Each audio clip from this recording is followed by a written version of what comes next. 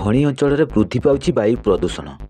କେନ୍ଦୁଝର ଜିଲ୍ଲା ଜଡ଼ାବଡ଼ବିଲ ଅଞ୍ଚଳରେ ବିଗତ କିଛି ବର୍ଷ ତୁଳନାରେ ଧୂଳିଜନିତ ବାୟୁ ପ୍ରଦୂଷଣ କିଛି ମାତ୍ରାରେ ହ୍ରାସ ପାଇଥିଲେ ମଧ୍ୟ ଆଜି ମଧ୍ୟ ବାୟୁ ପ୍ରଦୂଷଣ ନିୟନ୍ତ୍ରଣ ବାହାରେ ବୋଲି ମତ ପ୍ରକାଶ ପାଉଛି। ଖଣିଜ ପରିବହନ ଯୋଗୁଁ ରାସ୍ତାରୁ ନିର୍ଗତ ହେଉଥିବା ଧୂଳି ଓ କଳକାରଖାନାରୁ ନିର୍ଗତ ହେଉଥିବା କଳା ଧୂଆଁ ଓ କୋଇଲା ଗୁଣ୍ଡ ବାୟୁ ପ୍ରଦୂଷଣର ମୁଖ୍ୟ କାରଣ ବୋଲି ଅଭିଯୋଗ ହେଉଛି।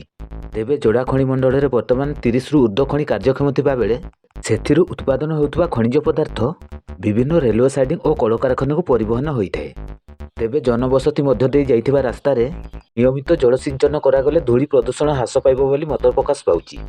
ସେହିପରି କଳକାରଖାନାରୁ ନିର୍ଗତ କଳା ଧୂଆଁ ଓ କୋଇଲା ଗୁଣ୍ଡକୁ ବିଶୋଧନ କରି ବାୟୁମଣ୍ଡଳକୁ ଛଡ଼ାଗଲେ ବାୟୁ ପ୍ରଦୂଷଣ ନିୟନ୍ତ୍ରଣ ହୋଇପାରିବ।